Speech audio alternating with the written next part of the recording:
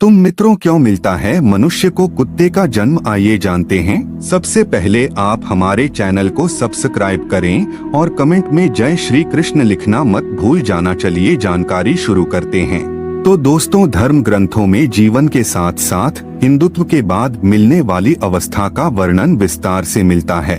तो मित्रों, ऐसा माना जाता है कि इंसान की मृत्यु के बाद उसके किए गए कर्मों के हिसाब से ही उसे अगला जन्म भोगना पड़ता है। यदि मनुष्य के पाप ना के समान हो तो उसे इस धरती पर दोबारा जन्म लेना नहीं पड़ता, क्योंकि वह मोक्ष को प्राप्त हो जाता है। लेकिन जो मनुष्य गंदी हरकत, अधिक पाप करता है, उसे प्रेत की योनि में नहीं भेजा जाता, बल्कि एक ऐसी योनि मिलती है कि वह अपना दर्द किसी को इजहार ना कर सके और साथ ही वह अपने ही मल मूत्र को चाटते हैं। दर दर ठोकरें खाते फिरते हैं, लोग उन्हें मार मार कर भगा देते हैं, जैसे कि एक कुत्ते की योनि का प्राणी। जी हाँ दोस्तों, आज की इस वीडियो में हम आपके एक ऐसी सच्ची घटना पर आधारित कहानी लेकर आए हैं, जिसने घायल कुत्ता श्री राम से अपने अन्याय की मांग कर रहा है। और मैं आपको यह वचन देता हूँ कि इस कहानी को सुनने के बाद अगर आपको सुख प्राप्त नहीं हुआ तो हमारे चैनल को सब्सक्राइब मत करना। चलिए करते हैं कहानी की शुरुआत।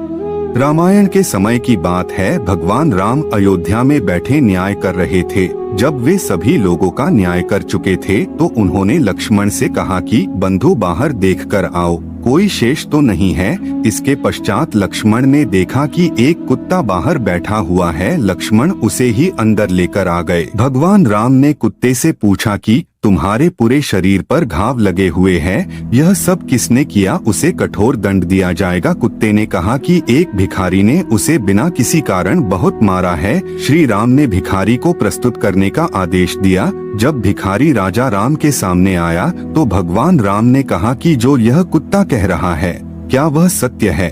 क्या तुम अपना जुर्म कबूल करते हो? भिखारी ने कहा कि यह सत्य है, लेकिन मैं काफी भूखा था, मुझे कुछ सूझ नहीं रहा था, इसलिए मैंने इस कुत्ते को मारा। राजा राम काफी सोच में पड़ गए। उन्हें समझ में नहीं आ रहा था कि कुत्ते के साथ क्या न्याय किया जाए, क्योंकि वे जानते थे कि यह एक गंभीर मसला है। इसलिए उन्होंने कुत्ते से ही पूछा कि तुम्हारे अनुसार इस भिखारी को क्या दंड मिलना चाहिए? उनका यह जवाब सुनकर सभा के मंत्रियों ने कहा, राजन, आप यह क्या कर रहे हैं? भगवान राम ने उन्हें शांत रहने के लिए कहा। कुत्ते ने भिखारी को सजा सुनाई कि इसे कालिंजर मठ का धर्मगुरु बना दिया जाए। इसके बाद मंत्रीगण खुद को रोक नहीं सके। उन्होंने फिर राजा से प्रश्न किया कि यह कैसी सजा है?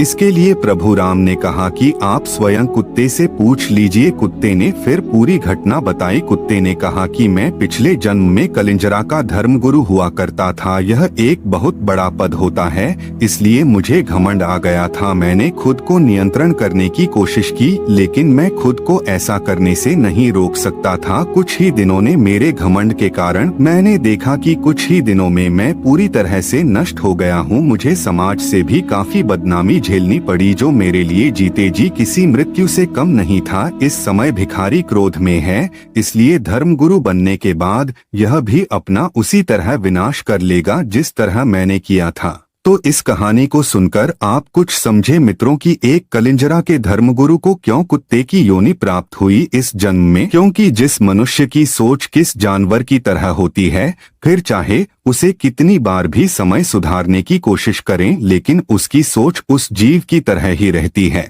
तो मित्रों, हमेशा अपने मन को स्वच्छ रखें।